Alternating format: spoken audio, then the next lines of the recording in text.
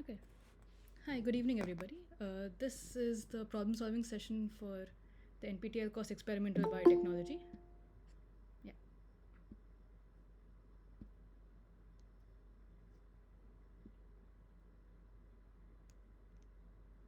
Yeah. Okay. Yeah, it's 6 o'clock, so I guess we'll get started. If anyone else wants to join, I'll admit them as they come. So, my name is Nandika. I'm a PhD student at IISc Bangalore, and I'll just be walking you guys through some of the problems that can come up from this course, and we'll see a couple of examples and how to solve them. Okay. Wait. Yeah.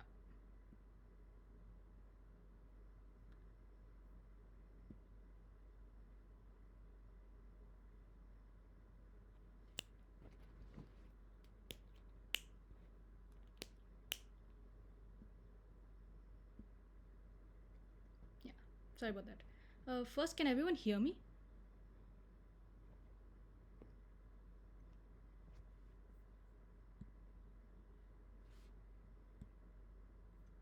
Okay. Yeah. Can everyone hear me? Can I? Yes, ma'am. Yeah. Okay. Cool. Cool. Um, so yeah, just quick intro. Can I get an idea of what your background is? Like BSc, MSc, anyone doing a PhD? You can just type it in the chat also. It's okay.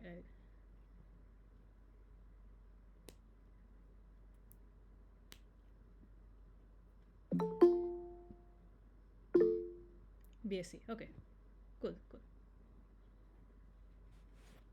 Yeah. So I mean, and just like I am not a professor or anything. Okay. I am also a student. So you can be more chill and open with me. MSc. Okay. Cool. Okay. Oh, okay. A lot of people, huh? Is it here? Cool, cool.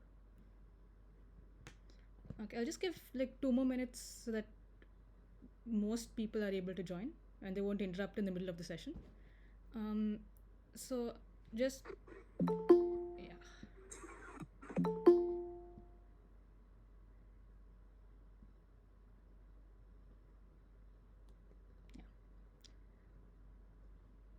So just quickly, I'll talk about what we're going to do today. So I'll be discussing problems related to the week 1 content. Okay, week 2 we'll do next week. I'll discuss problems related to the week 1 content, and so what I can only do is discuss problems. I cannot discuss the assignment itself. So I cannot go through step-by-step solving of the assignment, but I can discuss problems of that type. And we can go through the week 0, the preliminary assignment, because that is not marked. And of course, if you have any questions relating to this section of the course, please feel free to ask me. Okay, that is the point of this session, that I can answer your questions. Okay, so if you have any questions, you can just raise your hand, write it in the chat. Okay, I'm here to answer any questions you have. It doesn't matter if it's a dumb question, it's a very basic question, anything. Okay, like you can see, this course starts from the basics, and it's important that we know what we're doing in the lab. Okay, so feel free to ask absolutely anything. Okay, one more thing. So I am one of 3 assistants for this course. So there are 2 other problem solving sessions. We will be solving different problems in these sessions. So if you want, you can check out the other 2 as well. The recording of the session will be available on YouTube. Okay, you will be given access to a YouTube link where this session is recorded and uploaded. So if you ever want to come back to the session, that is perfectly possible. Any slides or notes that I use will also be accessible to you guys. Okay. So yeah, I think reasonable number of people are here, so we'll get started. Okay, first I'll just be going through maybe the week 0 preliminary assignment. I'll just be discussing maybe the answers to that. And please do stop me if you have any questions or any concerns. Okay.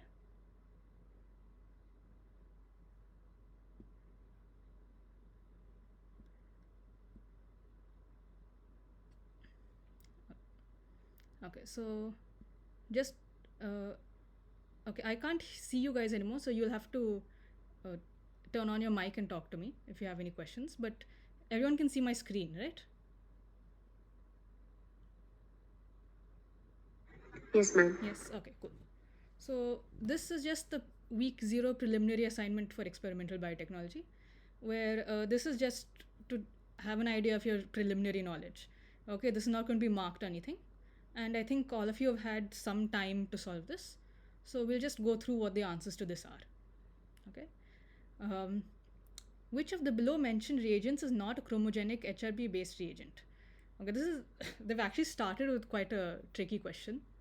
So HRP is horseradish peroxidase, which we use in applications such as Western blotting and so on. And all 4 of these answers are actually HRP substrates. Okay, that means that they will react with HRP to give some signal. But we have to see in the question that they have used the word chromogenic, which means that this reaction should produce a color. Okay, and of these answers, the only one which is not producing a color is luminol. Okay, because luminol actually produces light on reaction with HRP. Okay, so the correct answer for this would be luminol. All of these others are chromogenic substrates, which means some color is produced. So for example, TMB, it turns actually yellow when you use it with HRP. In SDS page, the proteins are separated based on their blank. Is it charge, pi, 3D structure, molecular weight?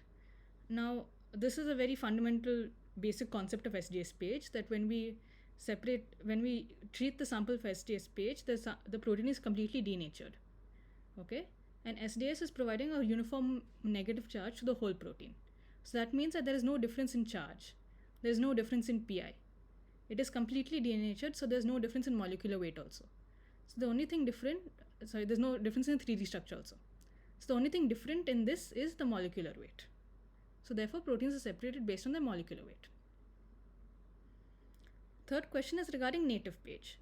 Now remember, SDS page, we add SDS to denature the protein. Native page is basically a page without SDS. So the protein remains in its native conformational state. Whatever folding, dimer, trimer, whatever its native state is, that is seen in native page. But through native page, we can use it to monitor in-gel catalytic activity, because the protein is still in its native state, so it's still active. We can kind of use it to determine the 3D structure, because if it is a dimer, trimer or something, it will stay like that only. We can use it to study interactions, but again, we cannot determine the amino acid composition, because we are just looking at the protein as a whole. The purpose of glycerol and SDS page loading dye is blank. Okay, so SDS page loading dye is actually a very simple composition. It's just water, glycerol, and some tracking dye. And why we add glycerol is that if any of you has ever used SDS page, you will know that there are wells and we load the sample in the well. So the sample should actually stay in the well. It should not come out of the well and migrate into some other well. Okay, then our samples will get mixed up. We won't be able to interpret the result. So why we add glycerol is actually to increase the density of the sample so that it stays in the well itself. Okay, so the correct answer here is A. C is actually an interesting sample because sometimes in some buffers, when we work with proteins with large hydrophobic patches, we can also add glycerol to reduce clumping.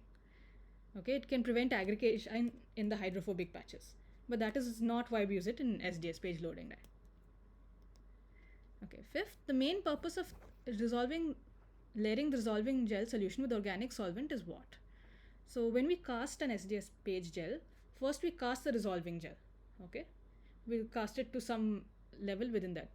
But while it is solidifying, often we'll use isopropanol or butanol or sometimes even water. We'll just put a thin layer on top of the dissolving gel.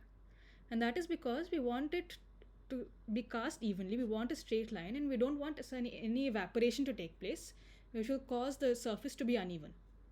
So we layer it to reduce evaporation of the dissolving gel.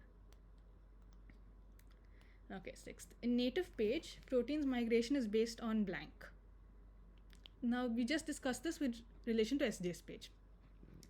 In SDS page, we discussed it's based on molecular weight only, right? But in native page, remember, we are not adding any SDS, so it is not A, it is not denatured, and B, it is not having any uniform negative charge. So the native charge of the protein is still there. So it is migrating based on charge to mass ratio, right? Okay, seventh, protein X has molecular weight 80 kDa and is heterodimer. How many bands will you observe on a gel if you resolve the protein on SDS and native? Okay, remember SDS is a denaturing gel, so the heterodimer will be broken in the SDS, but it will not be broken in the native page. Okay, since it's a heterodimer, the two subunits are of different sizes, so they will give two different bands. Right, so in SDS gel we should see two bands. In native gel we should see one band. This is a theoretical question. Tracking dye used in SDS page gels is blank. If you've ever made the tracking dye, or if you just search on the net, you'll find that we use bromophenol blue. Sometimes we also use xylene cyanol. Okay. 9. The purpose of SDS is blank. So we already discussed this. The purpose is partly to denature the proteins, but also to impart a uniform negative charge, so that the migration is only based on mass. 10th, what is urea page used for? So urea page is again a denaturing gel. It's just in place of SDS we're using urea to denature the proteins. Okay, so we can use it to study things like the folding state of the protein. And 11th, the solvent used to charge PVDF membrane during Western blotting is blank. Again, this is a theoretical question. The PVDF membrane that we use during Western blotting is very highly hydrophobic. And if you just pick up the membrane and put it in water, it will resist the water. So it will not actually get wet. So we do a pre-wetting step where we cut the membrane and we immerse it in methanol. Okay. So methanol actually kind of wets the membrane, makes it less hydrophobic. So then we can use it in our aqueous buffers. Okay, so that was the practice assignment. Does anyone have any questions related to this? Just quickly.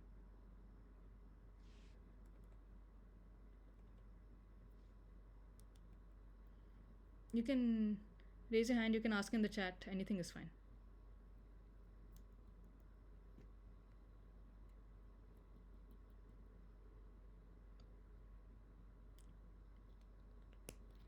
Okay, if not, we'll just move on to this.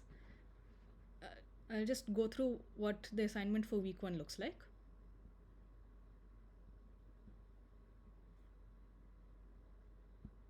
Okay, so In week 1, we learnt about good lab practices. We learnt about the operation of some lab instruments and solution and buffer preparation. Okay. If we look at the quiz for this, you'll see that a lot of these are very theoretical questions. They're very basic questions. If you just watch the video, you will be able to answer most of these. Okay. You don't actually have to think very much for this assignment. Right. So these are just theoretical questions. What is F? What is sodium error? And so on.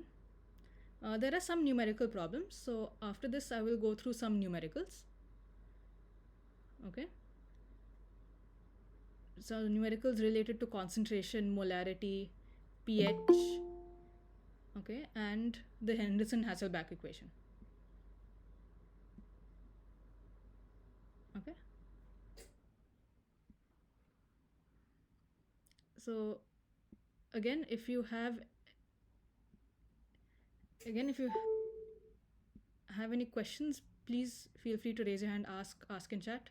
I will be moving on to doing some numerical problems. Yes. As it binds to negative charge. We don't use it particularly for that reason. Mainly we use it for wait.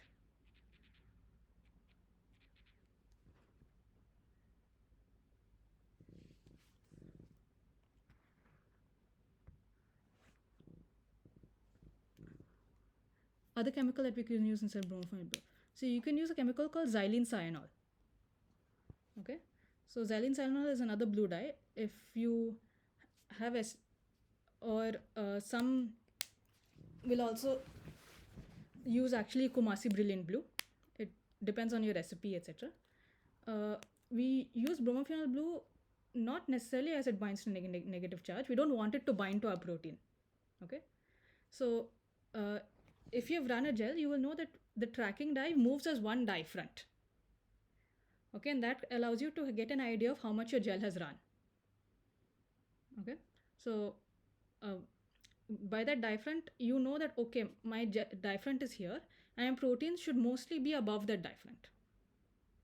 Okay, so we use it just because it migrates. It is visible in the gel and it migrates at a certain known value in an STS gel.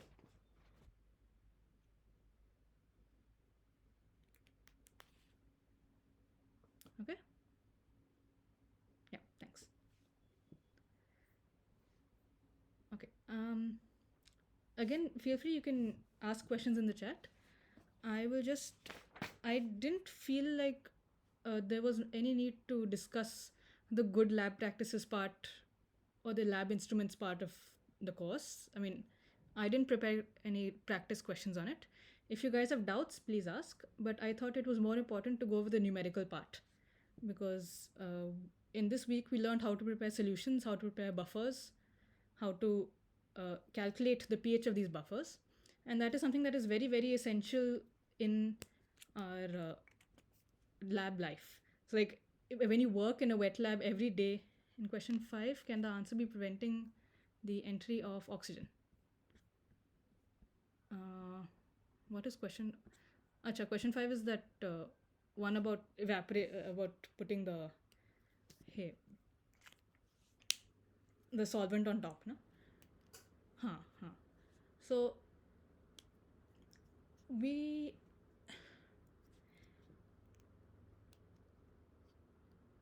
I mean, it will prevent the entry of oxygen, but that is not why we do it. We don't particularly care if oxygen enters or not. So if you have ever cast a gel, like most of us, we cast it in a falcon. Okay, we will like put most of it in the between the plates to form the gel, and the rest of it will leave in the falcon only. So that is exposed to oxygen, etc. It's exposed to air. That also solidifies. Okay, but mainly what we want is that what we are putting in the between the plates to cast the gel, it should have a completely even surface. Okay, and for that we want to prevent evaporation from the top layer. Yeah. Okay, and it doesn't your questions don't have to be related to the assignment also. If you have like basic biotech doubts, etc., we can discuss that here. Okay. Um, so yeah, okay. Keep the questions coming. I will move on to the numerical part. Okay. Uh, Again, since I'll be sharing my screen, I won't be able to see what you've written in the comments. So please, if you have a question, stop and ask. Okay, you'll have to turn on your mic and ask me. Okay, and I mean it's just all students here. There's no shame in asking a question. Okay, so feel free.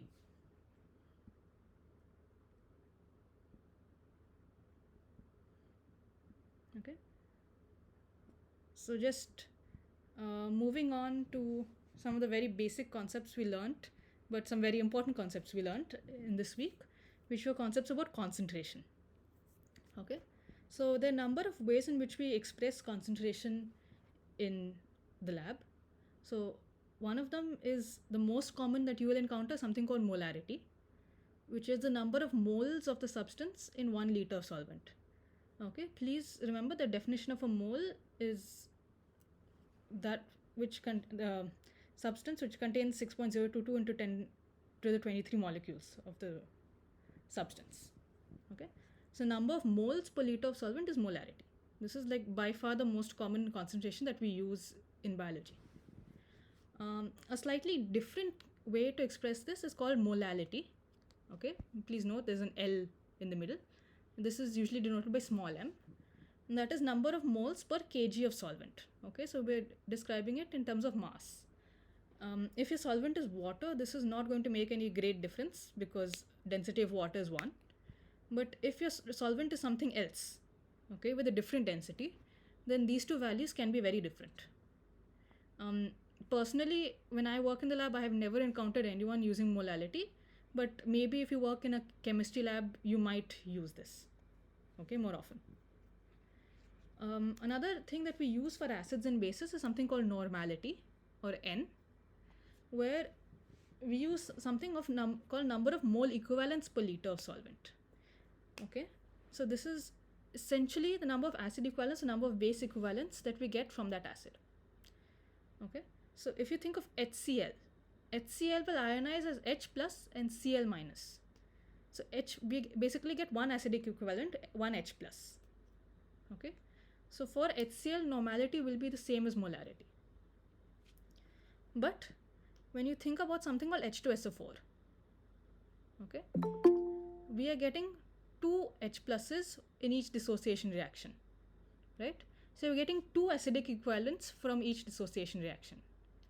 So 1 molar H2SO4 will actually give us 2 mole equivalents of hydrogen ions, and so we call it 2 normal H2SO4. Okay, same thing for bases. Calcium hydroxide will give us 2 base equivalents in one dissociation. So 1 molar calcium hydroxide is actually 2 normal calcium hydroxide. Okay,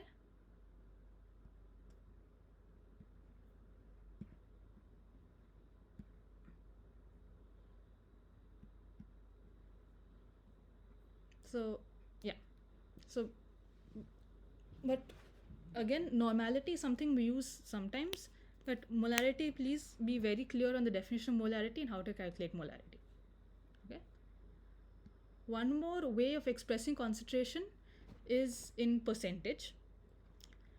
Okay, if both your solvent and the thing you're dissolving in the solvent, if both of them are liquids, then we express it as percentage volume by volume. Okay, so if you have like percentage of an acid, like if you look at a concentrated HCl bottle, it will say 37% HCl. So that is 37% volume by volume, right? So in 1 liter of HCl, 370 ml of that is concentrated HCl, and the other 63% or 630 ml is water. Okay, that's all it's telling you. Percent weight by weight, this is when both the substances that we're mixing, both of them are solids. Okay, I mean, they don't both have to be solids, but generally we use it in that sense, where we express both in like grams per gram and so Percent weight by volume. So when we make a solution in percentage, this is usually what we'll be referring to. So if you want to make, say, a 2% NaCl solution, it will be 2% weight by volume. Okay. So remember 1% is 1 gram per 100 ml. So 2% solution will be 2 grams of NaCl in 100 ml of water. Okay. So just remember, basic definition of percentage weight by volume is 1 gram per 100 ml. Now, where would you use these calculations? So one very basic thing you might find is, okay, I need to make 1 molar HCl. Okay. I have some concentrated stock. I bought concentrated stock from the supplier. Now I want to make 100 ml of 1 molar HCl. When you just look at the HCl bottle, you will see some details. It will tell you that the stock is 37% HCl. Okay, it's not 100%. The stock itself is 37% volume by volume. Density of HCl is roughly 1.2 grams per ml. And you can find the molar mass of HCl, which is 36.46 grams per mole. Okay, so these are all known quantities. What we want to do is find out how to make this solution, 100 ml 1 molar. Okay, so now the easiest thing we can do is just calculate from the formula. Okay, we know a definition of molarity. So 1 molar solution will be 1 mole of HCl in 1 liter of water, right? So, but 1 mole of HCl will contain 36.46 grams. So 1 molar solution, I should have 36.46 grams per 1 liter. But my volume is 100 ml. So I will only have 3.6 grams. Okay. Definition of density is mass by volume. So if I multiply this, if I take the volume this side, I will get volume is mass by density. And so I can find out that for 3.646 grams, I will have to take 3.083 ml of HCl. Okay, but even my stock is not 100% HCl, right? It's only 37%. So I have to divide by that quantity. So if I divide by 37%, I will find that I have to take 8.211 ml of my HCl stock, and I have to add that to water to prepare this 100 ml stock, 100 ml of 1 molar HCl. Okay. There is actually one more way to do this calculation, a faster way to do this calculation, which I'll just go through now. So this is kind of a cheats method. What you can do is calculate the molarity of your stock solution. Okay. I know all of these quantities, so I can calculate molarity of the stock solution. Density, we already know that density is mass by volume, right? So in 1 liter of HCl, I will have 1200 grams into 37%, 444 grams of HCl. Okay. If I divide this by the molar mass, I will find that the stock solution has a concentration of 12.18 molar. Okay. So this is the concentration of my stock solution. Now we will use this formula, which is the most important formula, I think, in a biology lab, to find out how much we have to take from this to prepare our 1 molar stock. So what it is telling you is concentration 1 into volume 1 is equal to concentration 2 into volume 2. This is just a dilution formula. Okay. So we know what we want to make is 1 molar HCl in 100 ml. So that's 0.1 liters. We know original concentration is 12.18 molar. So we want to find what is this volume of this 12.18 molar solution we should take so that we can prepare this solution. Okay. So if we cross multiply, this 12.18 will come down. Okay, we'll get 0.00821 liters or 8.21 ml, which is the same answer we got from here. But it's just that this is now a faster way to get to this answer, and now you can easily calculate any dilution. Say I want to make 2 molar. I already know this, so I can just substitute 2 over here instead, and I will get the answer as 16.4 ml. Okay, so this is just going through some like basic calculations that you might have to do in the lab. Any questions so far?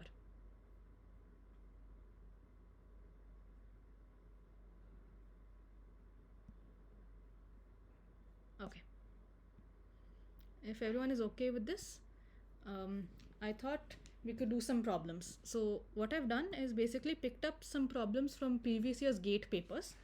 Okay, so GATE and JGBL. So these are problems from PhD entrances, PhD entrance exams.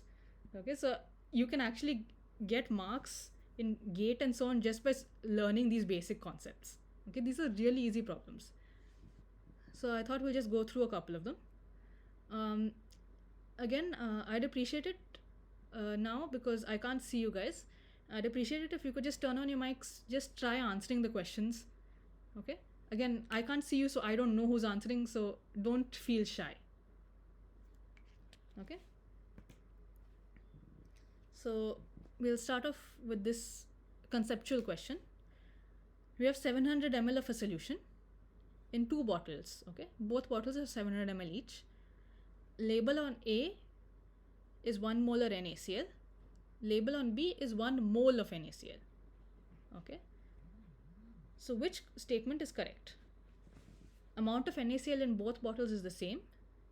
Concentration of NaCl in both bottles is the same.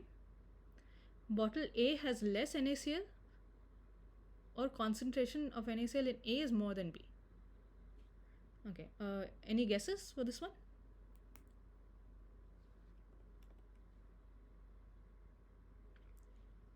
Okay, we have 700 ml in both bottles. On bottle A, the concentration is 1 molar NaCl. Bottle B, we don't know the concentration. We just know that 1 mole of NaCl is present in that solution. So, in which bottle will there be a greater amount of NaCl? Okay.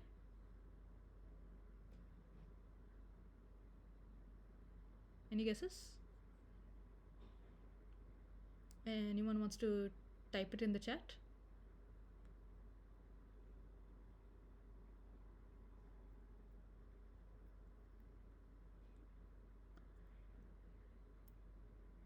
B will have more NaCl or more concentration. More moles. Yeah. Okay, so Divyansh is right. So 1 molar, what is the definition of molarity? 1 mole in 1 liter. Right? But we only have 700 ml with us. That means that it is less than 1 liter. So we have less than 1 mole with us. Actually, we have 0.7 moles.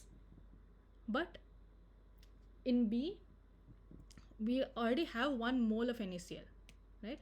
That means that the amount of NaCl in B is greater than in bottle A. Okay? I hope this is clear to everyone. This is just a conceptual question based on the concept of molarity.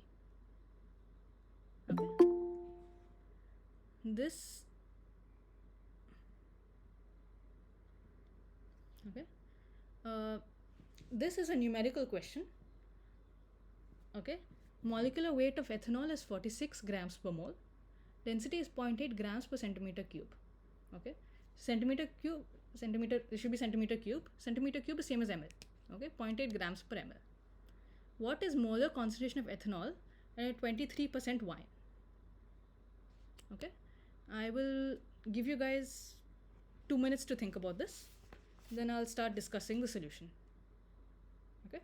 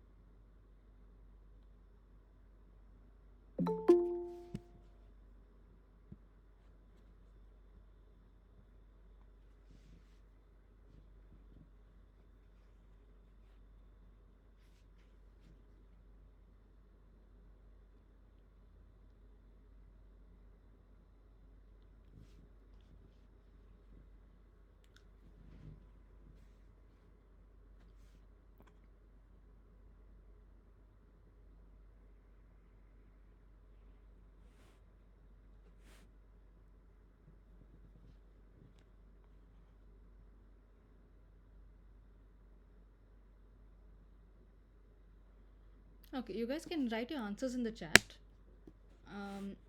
I'll start discussing the solution and you can see if you are right. Okay, so this is quite a, yes.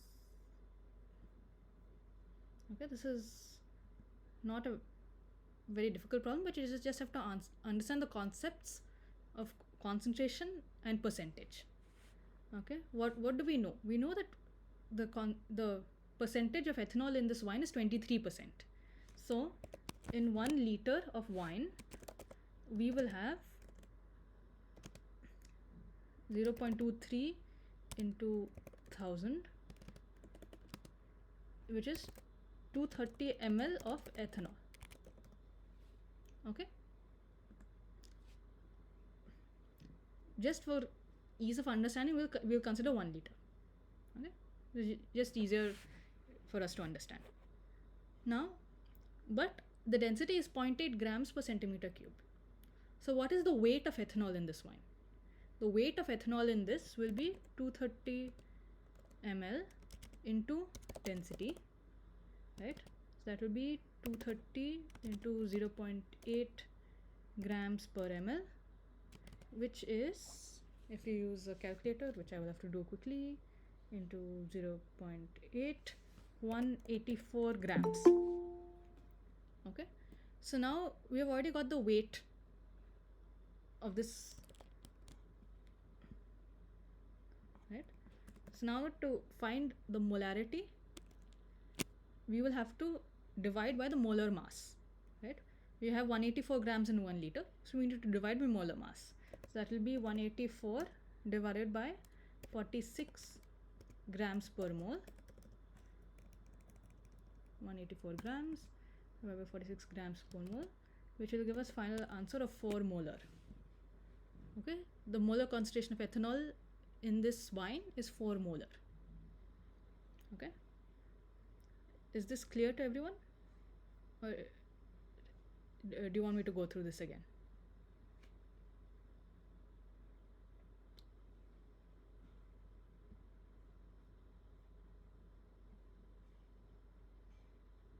Okay, I will assume that everyone is clear with this, so we'll move on to another problem.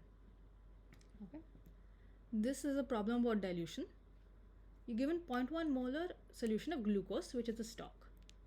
The stock solution is required to make 0.5 ml of 0.005 molar glucose in ml is blank.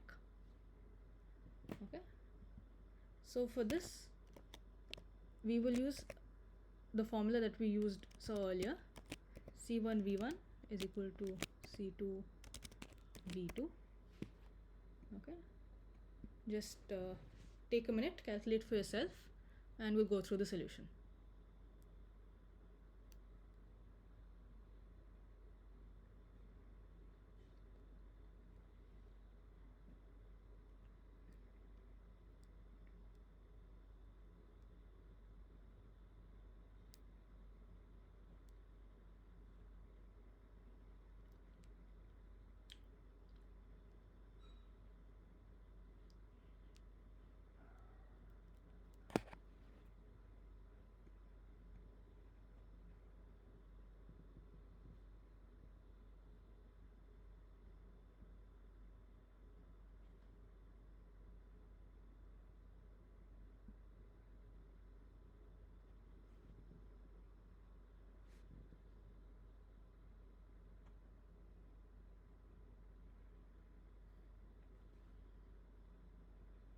Okay, so like I mentioned, this is just a simple question on dilution. So traditionally what you could do is uh, convert this into liters, but you will see that we're asked for the answer in ml only, right? So both our volumes are in ml, so we can keep this in ml, right? So what we know is, what we have a stock solution is 0.1 molar into V1, which is what we want to find, is 0.05 molar into 0.5 ml. So if we go through this calculation, you will get V1 is 0.05 into 0.5 divided by 0.1. V1 will be equal to, I think, 0.025. Let me just, yes, 0.025 ml. Okay, this is just very straightforward. Okay, I hope by now everyone is able to do problems like this. If you have any issues, again, feel free to stop me. Okay, this is a slightly conceptual question. So 20 microliters of a 10 mg per ml solution of protein A, okay, molecular weight is 10 kilodalton, is added to 20 ml of 10 mg per ml solution of protein B of molecular weight 20 kilodalton. What is the molar ratio of these two proteins in the mixture? Okay, so note that all these other parameters are the same. The volume added is the same. The concentration in weight by volume is the same. It's just that the molecular weight of both of these proteins is different. Okay, molecular weight of protein A is 10 kilodalton. Okay, A is 10 kda, B is 20 kda.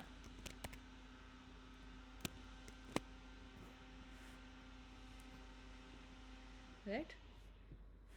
So if I have equal weight of both of these proteins, okay, say I have 10 mg of protein A and 10 mg of protein B, what is the number of moles in both of these? Like, are they going to be same or different? Okay, just take a minute to think about it.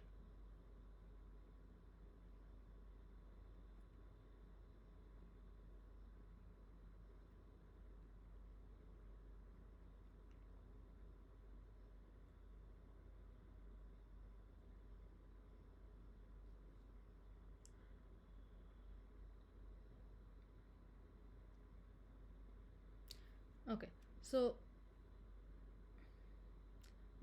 so the molar mass of protein A is less.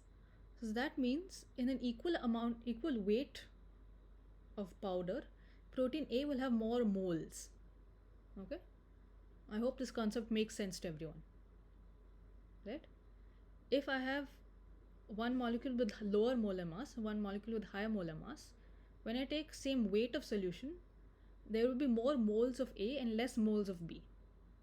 Okay, we can see that molecular weight of B is 2 times molecular weight of A. Okay, so if I have 10 mg of A, I will have 2 times as many moles of A as in 10 mg of B. Okay, so molar ratio of these two proteins will be 2:1. Okay, it will be the inverse of the ratio of their molecular weight. Okay, is this clear? Again, please let me know if this is not clear. Okay, so answer to this will be ratio is 2:1 A to B. Okay, we'll have twice as many moles of A as B.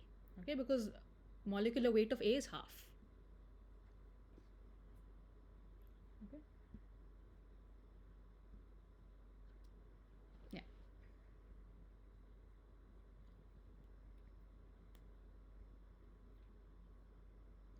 Again, this is a problem on the same lines. I have 1 liter of 1 molar NaCl. I have 1 liter 1 molar calcium chloride. Okay, please note calcium chloride is CaCl2. What is the total concentration of chloride ions in resulting solution? Okay, so I think about NaCl will dissociate into Na plus Cl minus. Okay, Cl2 will dissociate as calcium Ca2 plus plus 2 Cl minus. Okay, just think about this when we answer this question.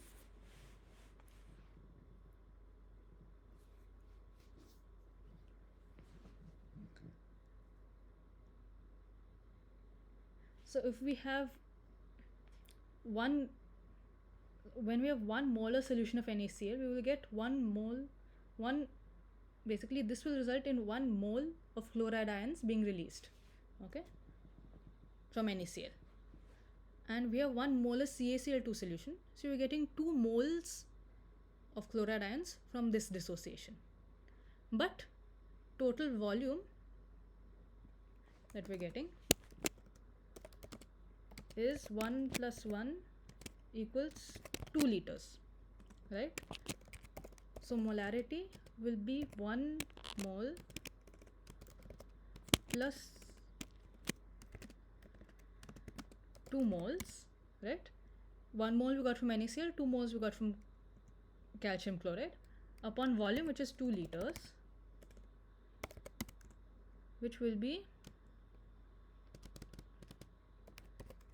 3 by 2, okay, equals 1.5 molar. Okay, so the right answer is D, which is already darkened here, which I'm sure you all saw before also. But anyway, so this is how you get to the answer. Okay, this is another just a conceptual question. Okay, so this is an example of how people can just like twist the question to confuse you, even though the actual answer is very easy. Okay, so here the question is, let's assume in flies it measures the amount of substance in molecules, okay, that is measured as sweetness. Okay, so what the flies are saying is that 30 grams per 100 ml sucrose water solution is the same as 30% glucose water solution. So in which of the following is likely to be true? Okay, sucrose and glucose are similarly sweet. We cannot conclude anything from this experiment. Glucose is twice as sweet as sucrose, or sucrose is twice as sweet as glucose. Okay, so here they've added a lot of fancy words about taste sensory neurons and so on, but the actual problem is very simple. We just need to find out the number of molecules in both of these solutions. Okay, because they're saying number of molecules is directly proportional to sweetness. Okay, what are we comparing? What are the two solutions? One is 30% glucose water. Okay, so this is a 30% solution of glucose. The other solution is 30 grams per 100 ml. But when we convert this into percentage, this is the same as 30% sucrose. So what we have is sucrose is 30 grams per 100 ml, which is 30%. Okay, this is the definition of percentage. Okay, weight by volume. Glucose, we already know, is 30%. Okay, so now the question is, which of these two solutions will contain more molecules?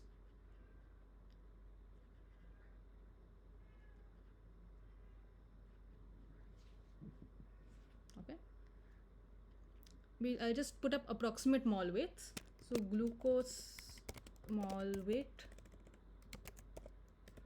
is 180. Sucrose, okay, remember it's a disaccharide, so it has mole weight of, let's say, 345 grams per mole. Okay, so which of these two will have more molecules?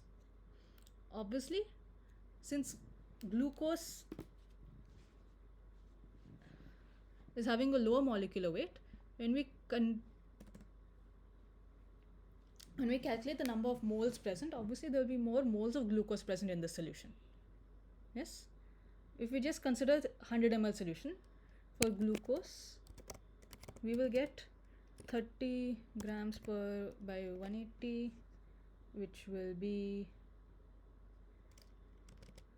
1 point for sucrose,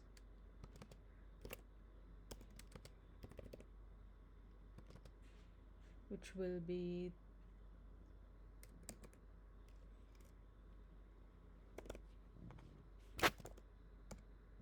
right. But sucrose is giving the same sweetness as glucose even when the number of molecules is half, right? So which means that sucrose is almost twice as sweet as glucose as per the parameters of this experiment. Okay, is this clear? This is basically very straightforward problem that they made complicated by the way they've asked the question.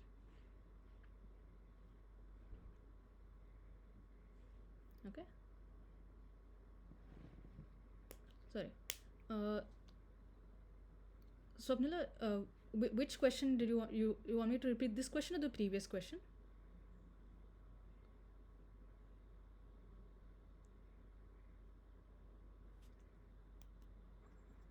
Ma'am, the question regarding the 10 kilodalton and 20 Okay. kilodalton of protein. Okay, so it is basically along the same lines as this question. Okay, so where is it? This one, no? So say I have 100 grams of protein, 100 grams of powder, okay, of A and B. But molecular weight of A is 10 kilodaltons, B is 20 kilodaltons. Okay, we'll just make it simple. We'll make this 10 daltons, 20 daltons. Okay, please remember that dalton is the same as grams per mole. Okay,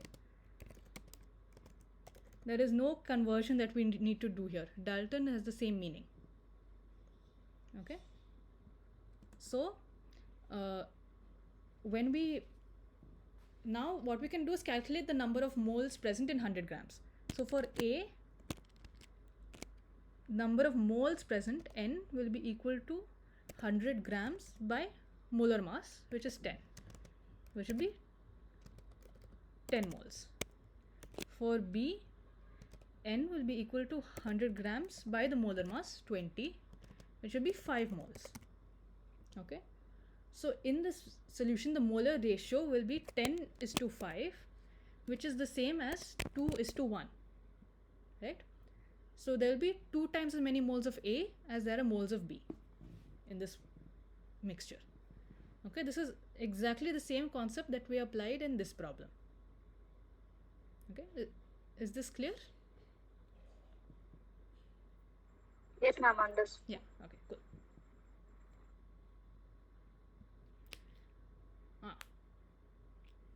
This problem is quite simple. It is not asking anything actually related to our problem here, just asking basic arithmetic. Okay, so we have two solvents A and B.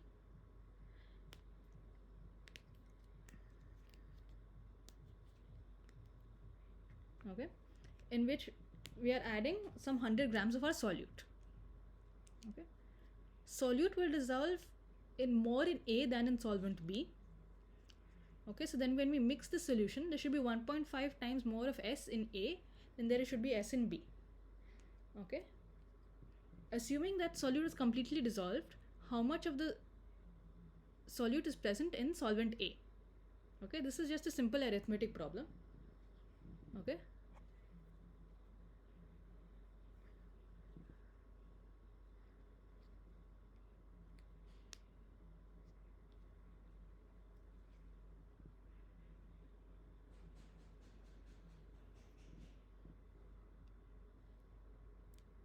so let us consider that amount of S which is going to go into B is X. Okay, then amount of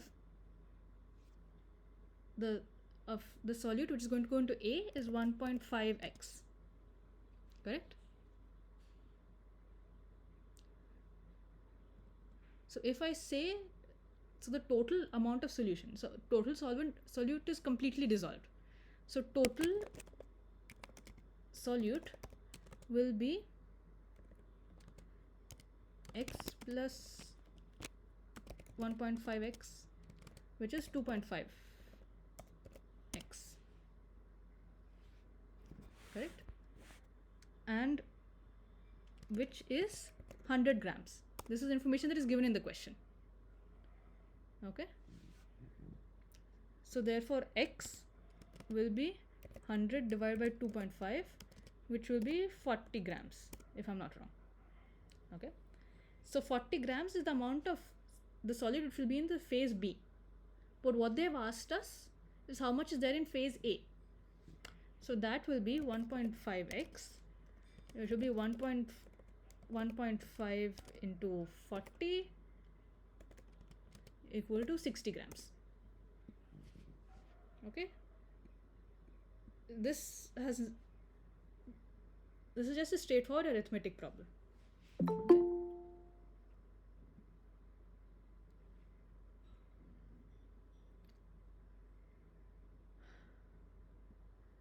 Okay, this is another arithmetic problem. It's just there to test your concept of how do we find what is the concept of mole.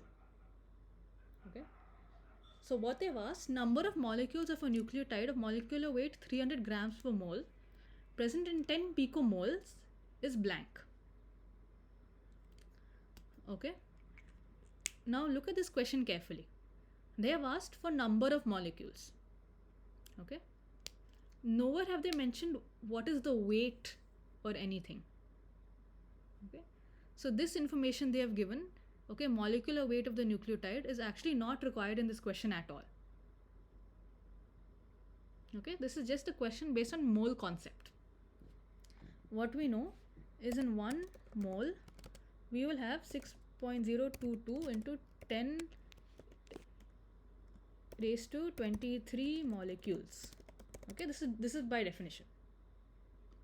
Okay, 1 picomole is 10 raised to minus 12 moles.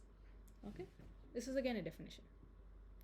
Okay, so 10 picomoles will be 10 raised to minus 11 moles.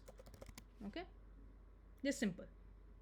So how many molecules will be there in 10 picomoles?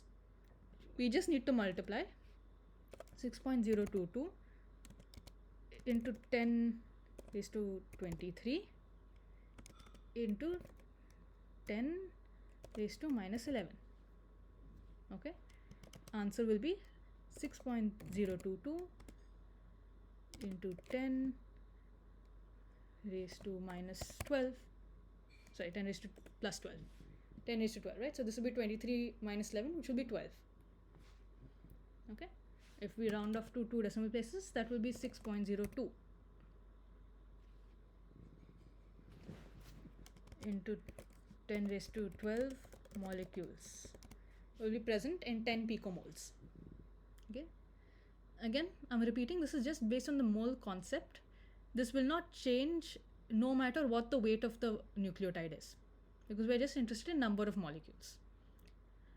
If instead the questioner had asked you what is the weight of the molecules which is present in this, then we would have to multiply by molecular weight. But in this question they only want to know about number of molecules, so that we'll just find out from mole concept. Okay, so this will be our last question based on this topic, on concentration, percentage, etc. This is testing a few different concepts, is putting a few concepts together, in which you have to know a little bit about PCR. So maybe if you're in bachelor's, you may not have ever set up a PCR reaction, you may not know exactly what is going on. But I think those of you from a master's background will have some idea of how PCR works.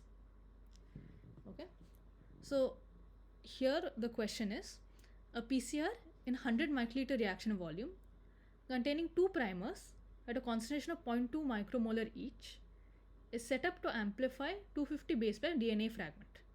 Okay, they're given average molecular weight of one base pair is 660 Dalton. Okay, if primers are fully consumed by the end of the reaction, what is the amount of final PCR product formed? Okay, so just quickly, is there anyone here who does not know the basic concept of PCR?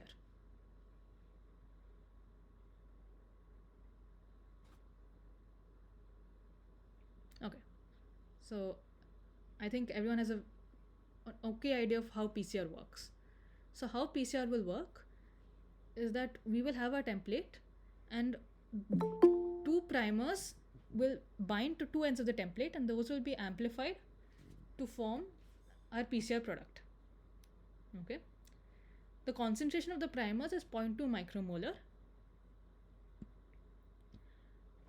and all of that is being consumed to form the PCR product. So what that is telling us is that of the PCR product formed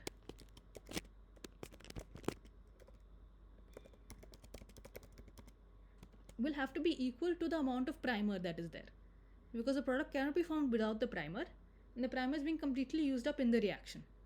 Okay, so concentration of the PCR product formed will also be 0.2 micromolar.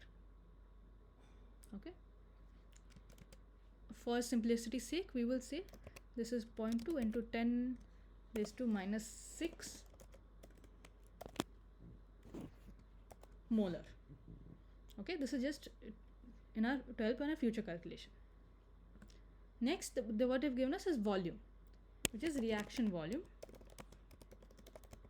which is 100 microliter, which is 100 into 10 raised to minus 6 liters. Okay, what other information have they given us in this problem? They have given us how to calculate the molar mass of this DNA fragment. Okay, what is molar mass of PCR product? It will be the average molecular weight of one base pair into the number of base pairs. So that will be 660 into 250, which I think is that right? One more zero. Grams per mole. Okay, 1,65,000 grams per mole. Okay, so now we have all the information required to calculate the amount of final PCR product formed. Okay, so first let us calculate the number of moles produced in this reaction. We know molarity is number of moles divided by volume, right? So number of moles is molarity into volume, right? Simple. So this will be 0.2 into 100 into 10 raised to minus 12. Okay, I just multiplied these two minus 6 minus 6. I've made it 10 raised to minus 12. Okay, so we will get 20 into 10 raised to minus 11, which is minus 12, sorry, or 2 into 10 is to minus 11. Okay, basic maths. Now we want to know what will be the weight of this many moles. So weight of product formed will be this multiplied by the molar mass, correct? So that will be 2 into 10 raised to minus 11 into 1.65 into 10 raised to 5. Okay, Okay, this is just 1,65,000. I've just converted into this notation. So the answer we get is 3.3 into 10 raised to minus 6 grams, which is the same as 3.3 micrograms. Okay. The question is asking us for amount of PCR product formed in micrograms, and so the answer here is 3.3. Okay, rounded off to one decimal place, we're getting the answer in one decimal place only. Okay, so again, this is sum which sort of combines your understanding of PCR with basic just concentration calculations. There's nothing hard about the sum, you just need to understand what they're trying to ask. Okay, so this is the problems I wanted to discuss for concentration and so on. I hope everyone has understood this. If there are any problems you want me to go over again or anything, please do let me know. Okay. Otherwise, we'll move on to the pH and pKa part, which is, I think, more difficult and actually more important part of this problem. Okay.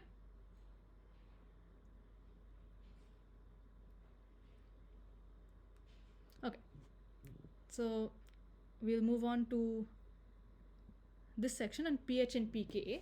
So this is the other thing that we discussed, or rather that Sir discussed in this week's course, which is the concept of pH and pKa. Okay. So Ka is this dissociation constant of, hello? Yeah. Oh, okay. Ma'am, we have another lecture from 7 to 9. So, okay, so this is actually a problem on the behalf of NPTEL. So these problem solving sessions are not compulsory and they're not lectures per se. Okay, so what is going to happen in that is that someone else is going to discuss some problems that they have found. Okay, the problem, they should not have been scheduled back to back. So these are not both lectures that you have to attend or anything. They will just, like I am discussing some problems based on the course content, they will also be discussing some problems based on course content. Okay, you have the free choice to attend either this lecture or that lecture, but it's not compulsory to attend both.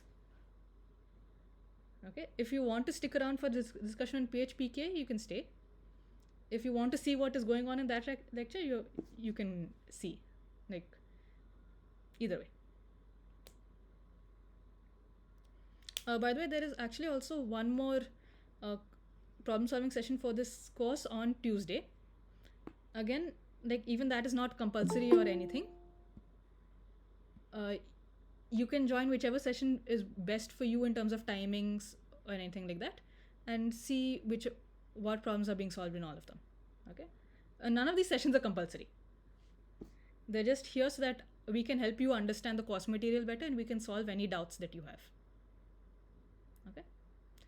Also, just quickly, I want to bring your notice to this thing called the discussion forum. Okay, if you have any doubts when you are going through the lectures, you can post your doubts here. Okay, like here someone has asked a question about a pH meter.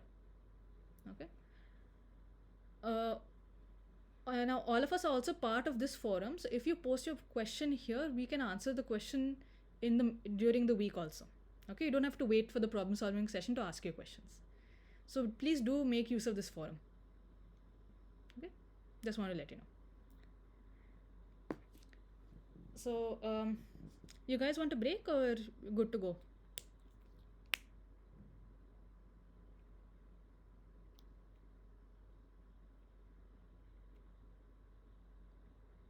Okay, you may not need a break. I need a quick break. I need to drink some water, but then we'll discuss pH, pK and buffers.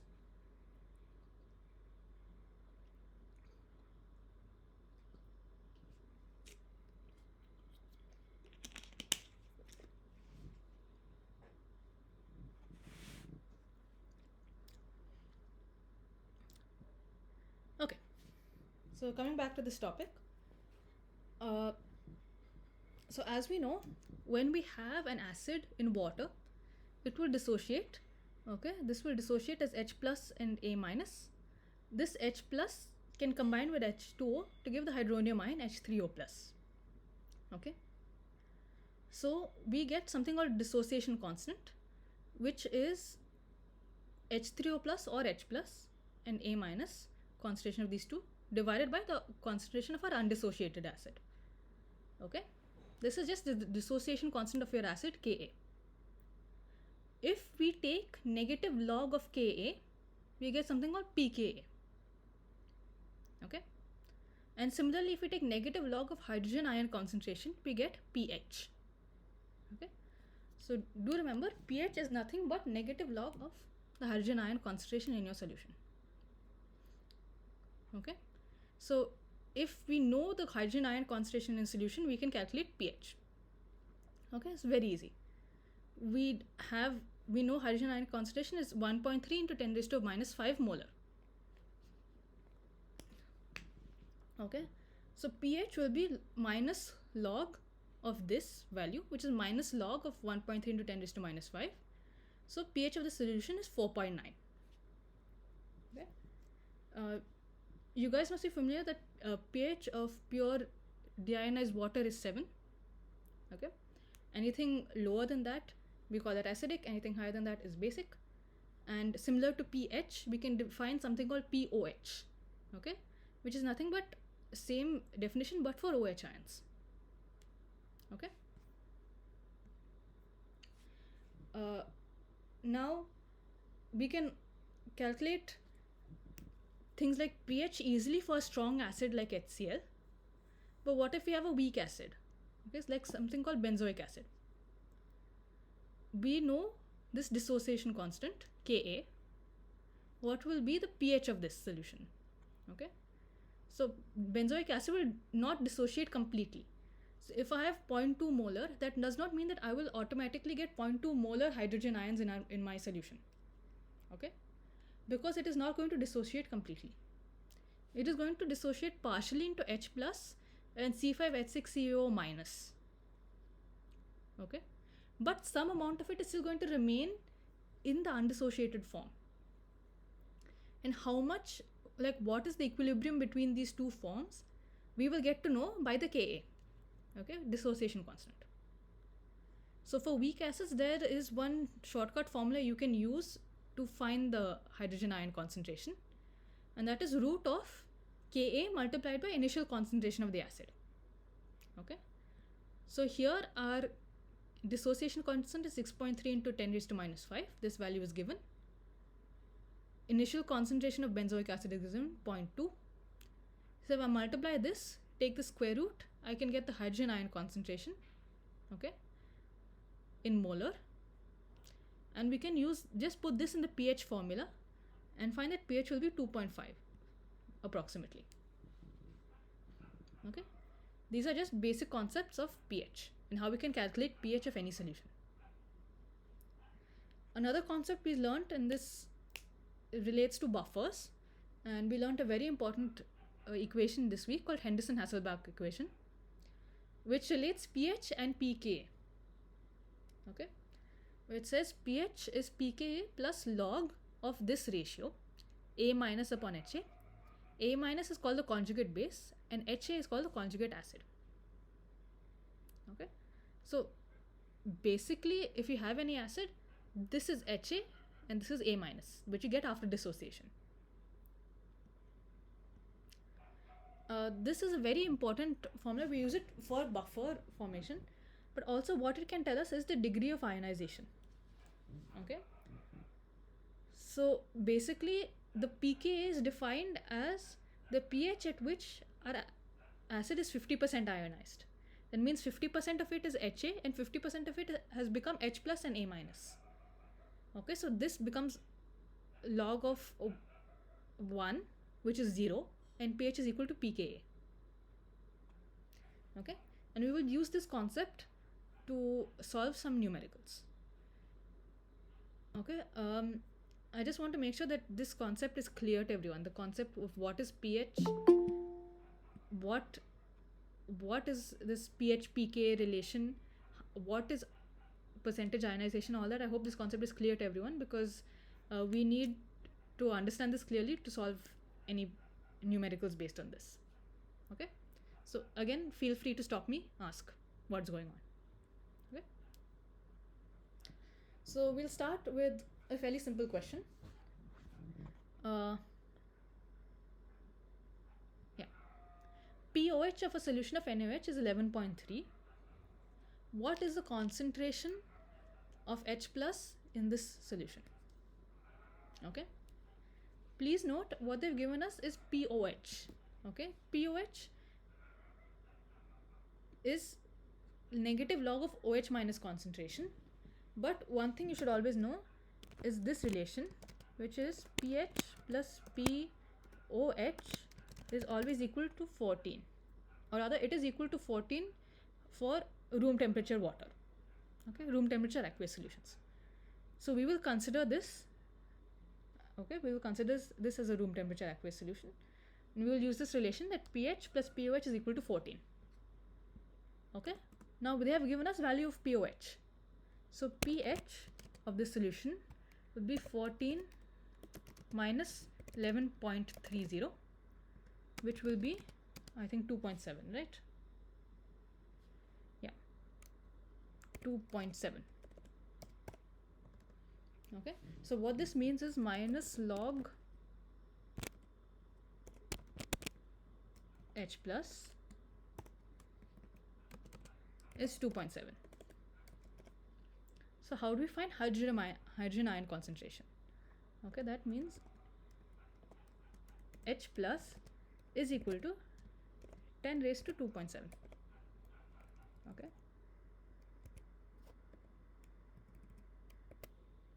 sorry, my bad. Minus 2.7. Okay, this negative sign will come here, and then we'll take the anti-log. So we'll get 10 raised to minus 2.7. Okay, if you do this, you will get the answer 10 raised to minus 2.7. You will get the answer 0.00199 molar. Okay, which is basically 2 into 10 raised to minus 3. Okay, so the answer for this question will be C. Okay, so we'll call that 2 into 10 raised to minus 3 molar. Okay, so this is just using the theoretical relation that pH plus pOH is always equal to 14. Okay, now just consider this theoretical question. We have an aqueous solution containing containing NaCl and HCl. Okay, 10 raised to minus 8 molar NaCl, 10 raised to minus 8 molar HCl. Which of these is correct statement about the solution?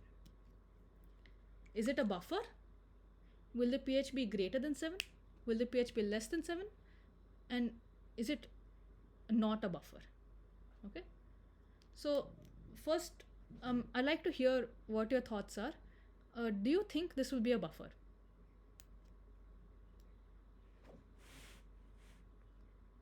Yes, no. I mean, there are two options here.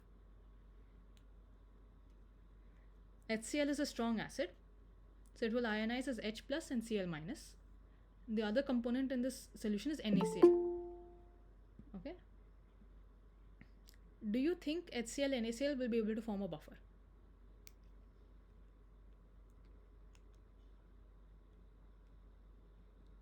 No. Okay. Does anyone want to tell me why?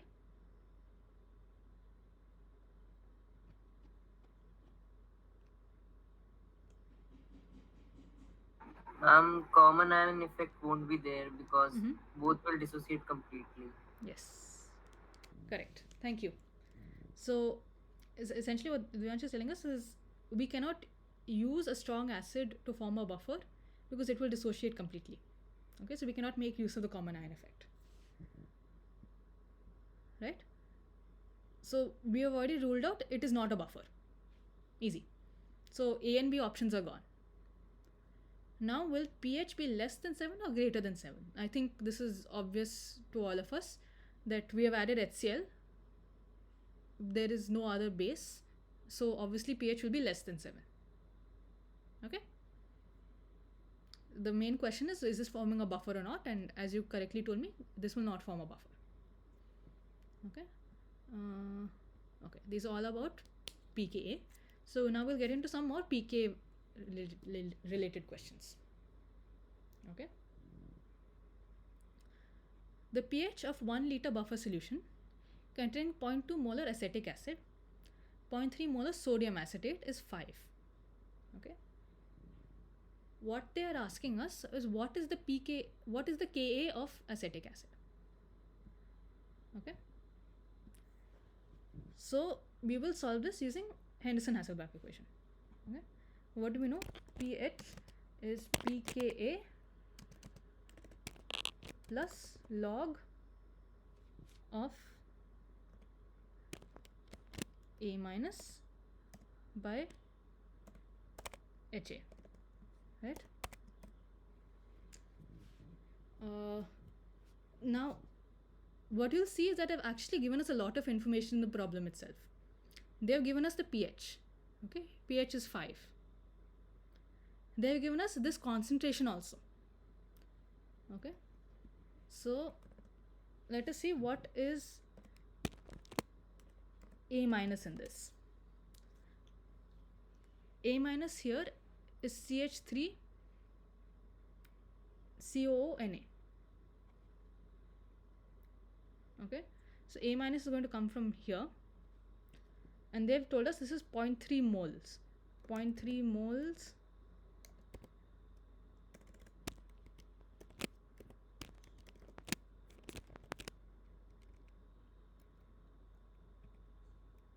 Na will give us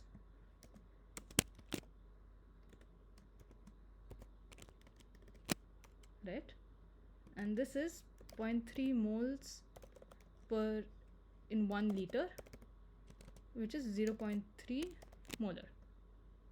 Similarly, HA here is CH3COH, which is 0.2 molar. Okay, they've already given us all the information we need to solve this problem, right? So if we just plug this into the equation, we get 5, which is the pH, is pKa plus log 0.3, 0.2. Okay, take 1 minute, do the calculation, and then we'll see what the answer is.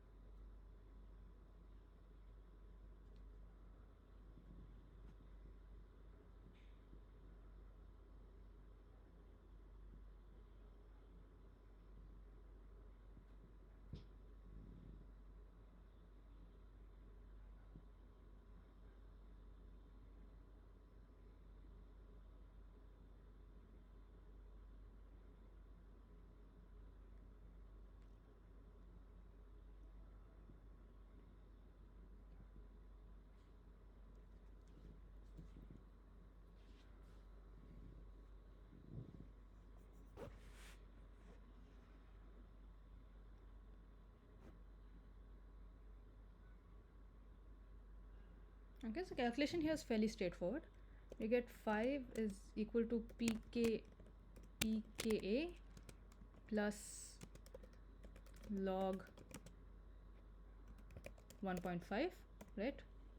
3.2, this is 1.5, log 1.5 is, so pKa will be 5 minus 0.1761. Okay, I'll just round it off here, which is log of 1.5. Okay, so pKa is equal to 4.0 0.8239. Okay, but what is the definition of pKa? Minus log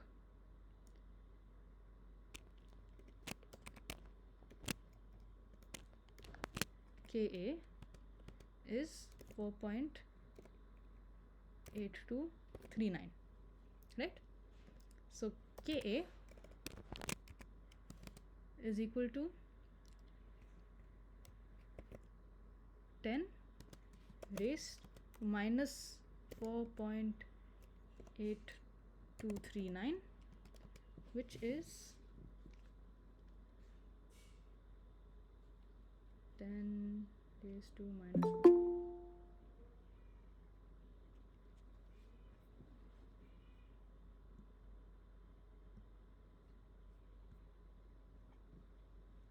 Okay.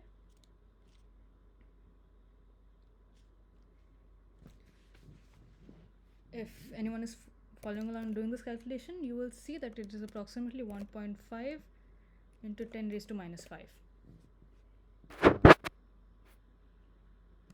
Okay, which means the answer to this, they're given Ka of acetic acid is P into 10 raised to minus 5.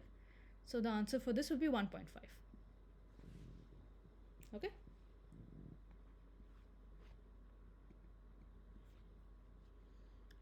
So this is just very straightforward numerical. We just plug in the values they've given into the equation and solve. Okay.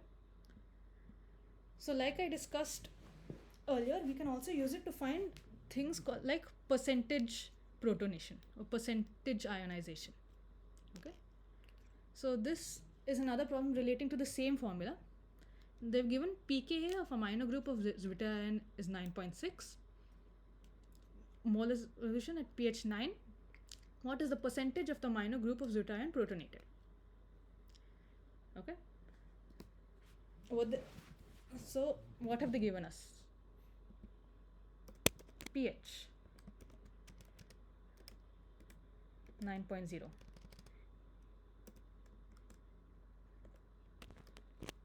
pKa 9.6. Okay. Basically, what they're asking us will come from the part of A minus by HA, right? So this ratio can kind of tell us what is the percentage of amino group of zwitterion protonated, right? So we put in the formula. pH is pKa plus log of this,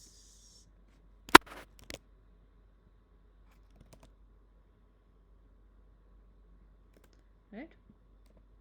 So if I just plug in the formula, 9.0 is 9.6 plus log,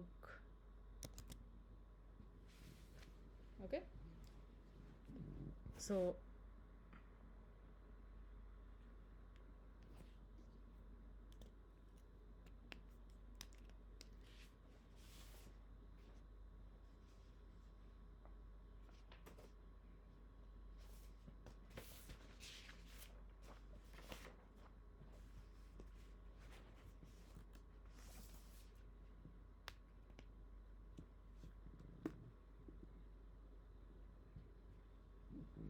okay.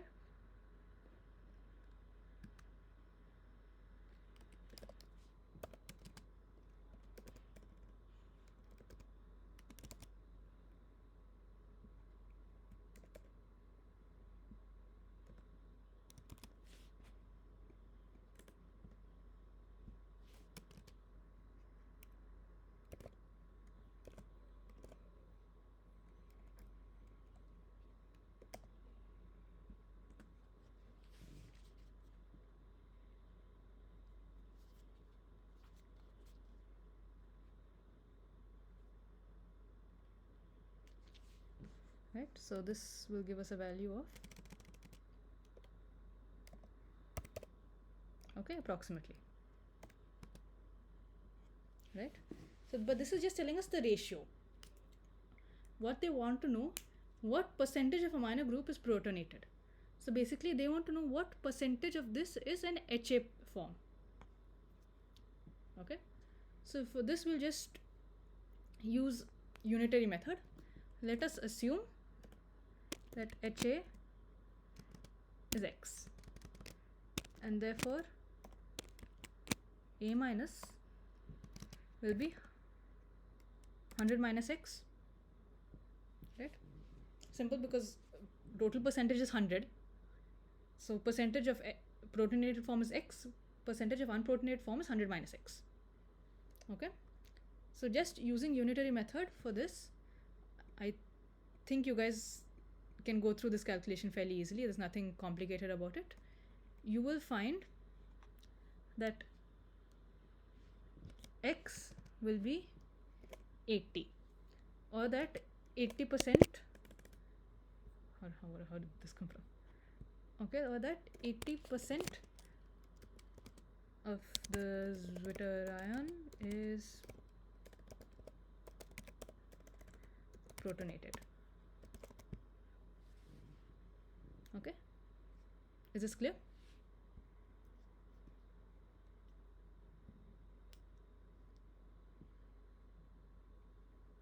Okay, this is just very easy. Now if you guys have understood this, you will also be able to do the next question, which is basically the same thing in a different form. Okay, so what they've given is pK of monobasic acid is 4.2, the percentage ionization is 95%. What is the pH at which this is possible? Okay, so I just want to reiterate, they're given pKa is 4.2. They have given us some idea of this ratio. Okay, in which we know that A minus is 95%. They're asking what is the pH. Okay, so this is along the same lines as the previous question. Okay, so I'll just give you 2 minutes to work out the solution. Okay, I won't go through the full procedure here. You just take 2 minutes, work it out, and then we can discuss what answers you've gotten. Okay, if you want, I'll just go back to the previous solution for 2 minutes. Remember, we've just fit it into this formula. Okay, and we found the percentage of protonation. In the next question, what they've given us this number. What we need to find is pH. Okay,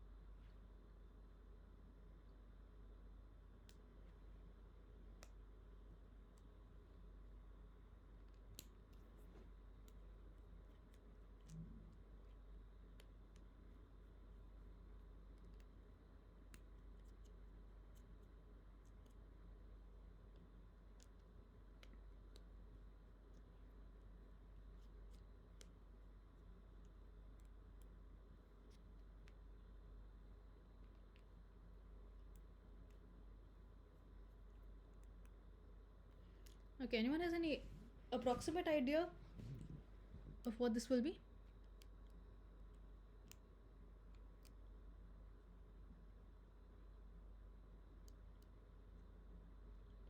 just theoretically, do you think the pH will be less than 4.2 or more than 4.2?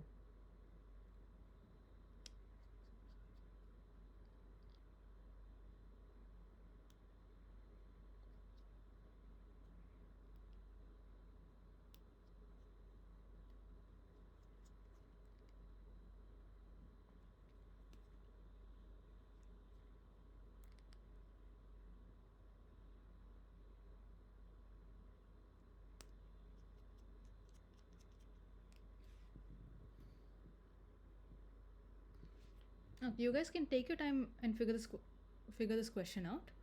I will tell you that the pH you should get should be around 5.4. Okay, you should get some answer around this amount. Depending on how much you round off your figures, you might get slightly lower or higher, but you should get around 5.4. Okay,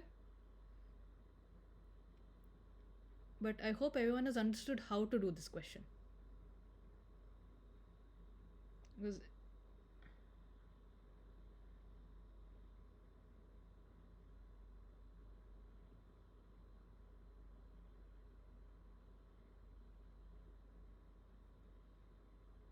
okay, take your time. You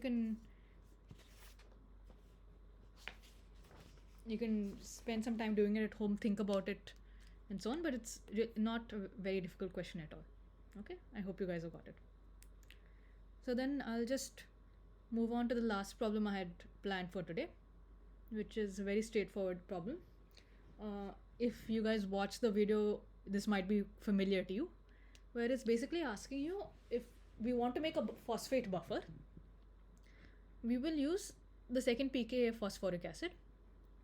Okay, and they want to you make this buffer by using two sodium salts, right? The dibasic and the monobasic salts. Okay, now the question is, what ratio should we take of these two to obtain a buffer of pH 7.0? Okay, so for this we will use exactly the same equation.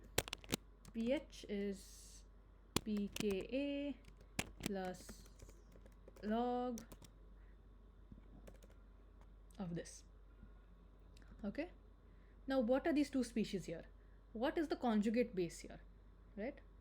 Whichever one has less hydrogens, right? So this will be our conjugate base. So A minus will be Na2HPO4 and Ha will be NaH2PO4. Okay, I hope this is clear to everyone, because by dissociation this will give, okay, right, so this is essentially acting as the acid here, and this is the conjugate base, which we get after losing one hydrogen. Okay,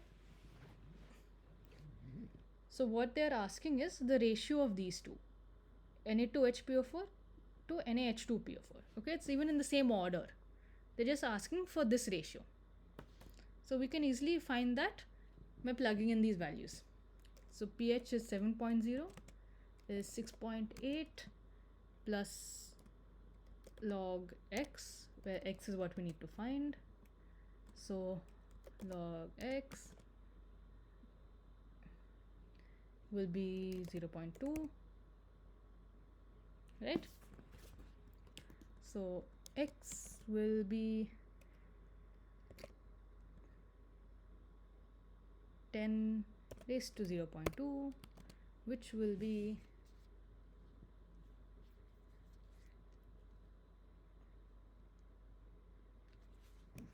1.58. Okay, which means that the ratio of these two, right? What is x? X is basically A minus by Ha, which is the same question they've asked us. What is the ratio? So the answer for this will be, what is x? 1.58.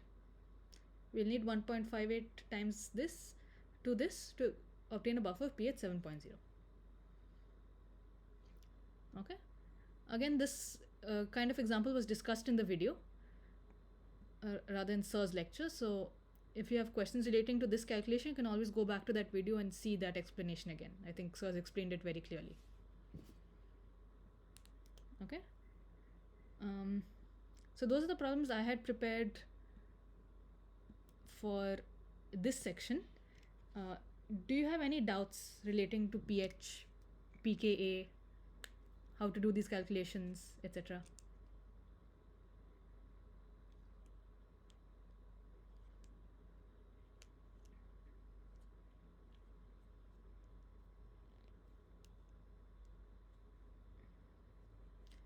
Is there any problem you want me to discuss again?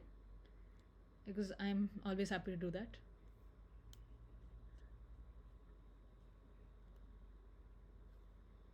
Again, all the problems I discussed today are taken from past GATE question papers. So if you're wondering what level of problems you'll get asked on these concepts, this is what you can get asked about these concepts. Okay, cool. Thanks for the feedback, Swapnil. I hope everyone else is also clear. Okay. So we do have 20 minutes left. If there's nothing else you want to discuss, we can discuss a short biosafety quiz, because I think good lab practices is also part of this session. Yes, good lab practices is also part of this session. So I can show you some resources for biosafety, if that, and we can discuss a short MCQ based quiz about that. Okay, I'll just share my screen. So basically, wherever you go, whenever you join a lab, you will have to give a biosafety quiz. Okay, I'm in IASC. We have to give these compulsory quizzes, okay, a compulsory safety test on biosafety. But the good part about that is that they have a lot of resources for safety checklist, what hazards are, how you should deal with that, etc. Okay, so there's this thing called Office of Lab and Environmental Health. You can just search for OLSE IISc, and they have a lot of resources for cryo safety, general safety, chemical safety, radiation safety. If any of you work with radioactive sources, like I work with radioactive sources, so I have to learn how to safely handle it, and so on. Okay, so here there is actually a lot of material. Okay, so they've explained in detail PPE, when you should use which gloves, don't eat in the lab, all this, hazard labels. So if you want to study for this module, please know that there are lots of resources out there. What I can do is just quickly go through a short MCQ based quiz on biosafety.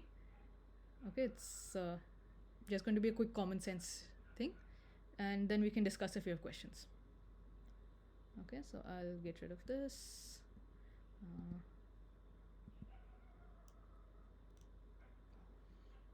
Okay, so biosafety, a lot of it is just common sense. You just sit and think what is the most common sense thing to do in this scenario, and that will be the answer. So like for this question, when working with infectious biological material, the best place to perform the work will be where, right? The biological material is infectious, so obviously we should not do it openly on the bench, right?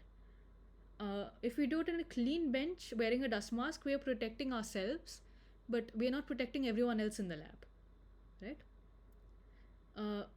In a fume hood, there is no mechanism to actually deal with the infection. So what we should be using is the biological safety cabinet. Okay. Who is responsible for providing training? This is environmental health and safety. Okay, they should be training you on how to use your equipment safely.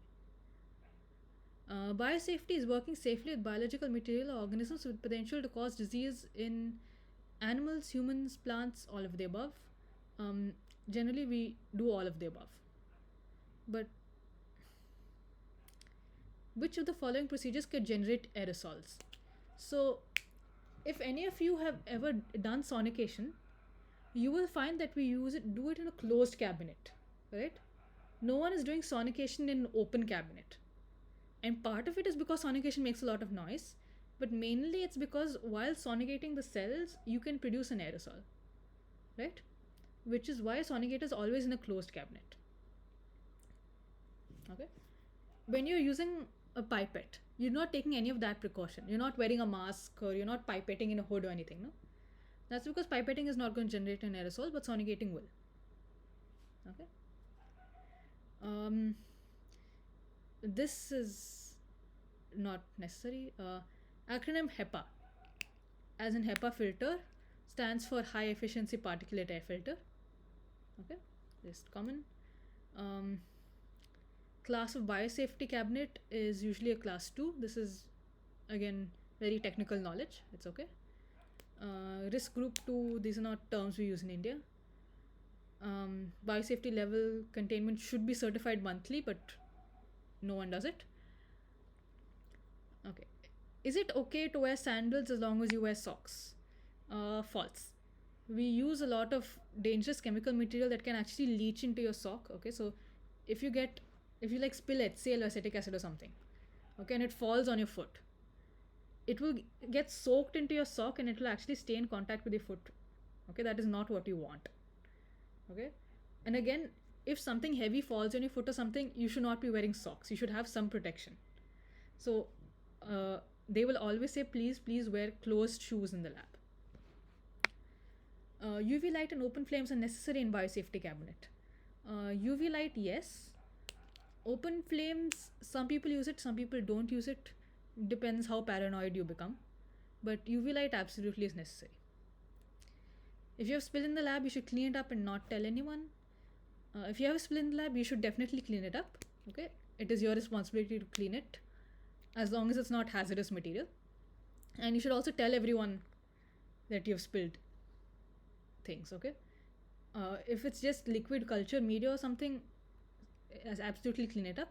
But if you are spilling large amounts of solvent or something, then you have to actually call in the safety team to clean it up. Okay, it's not something we can do ourselves.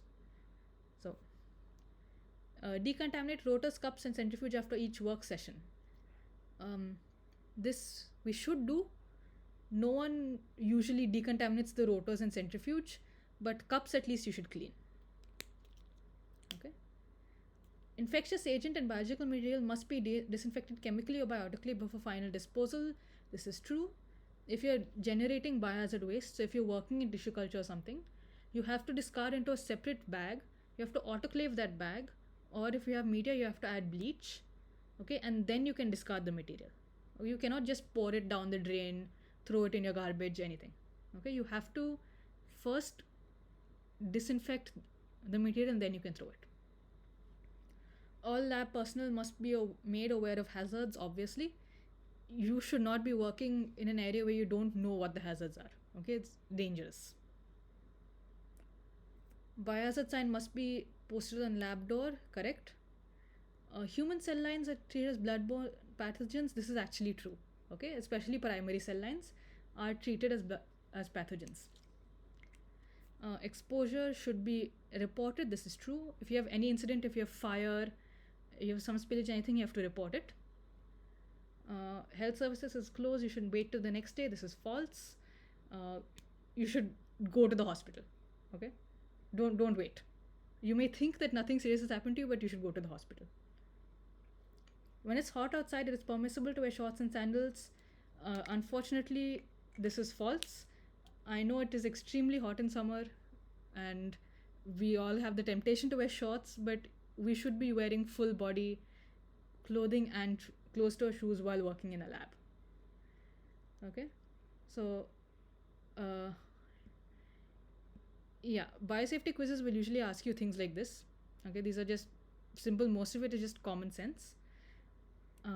But do make sure you look through the material that SIR's provided, and also you can find lots of other resources to study for the biosafety part. Yeah, that is what I had planned for today. If you want to discuss anything else, I'm open. So do let me know.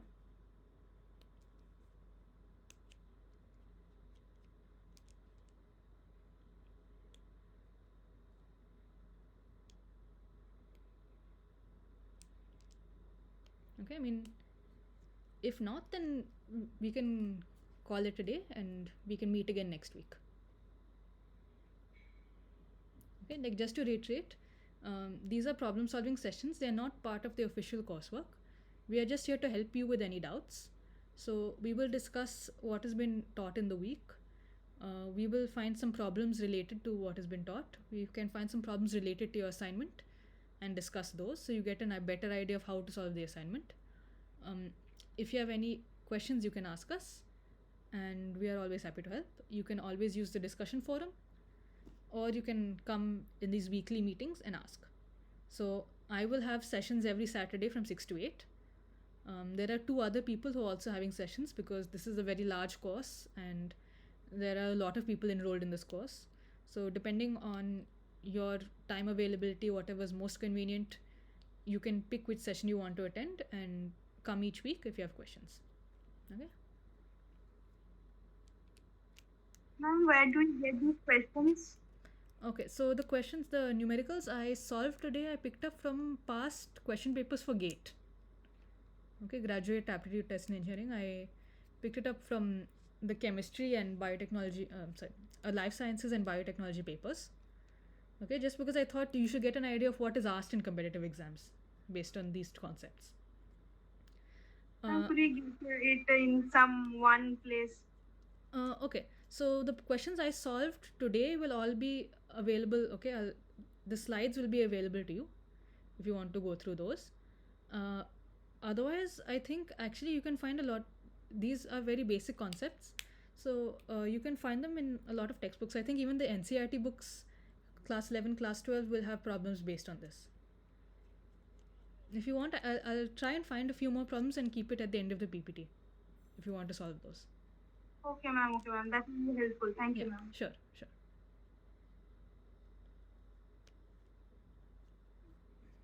So just so I know, because this is also my first time teaching this, was this session helpful for you guys? Yes, ma'am. Yeah? Okay, good. Okay, like you have to remember, like, I am not a faculty or anything, okay? I am also a student. So I'm also learning on the way. So yeah, thanks for joining. I think. Ma'am, actually, I joined a bit late, so I missed your introduction. Could you please introduce yourself again? Yeah, sure. So my name is Nandika. I am a second year PhD student at IISc Bangalore. Okay. So yeah. So like actually I've come home for some time, which is why all this is in the background. From next week you won't see all this. You'll just see my lab. But yeah.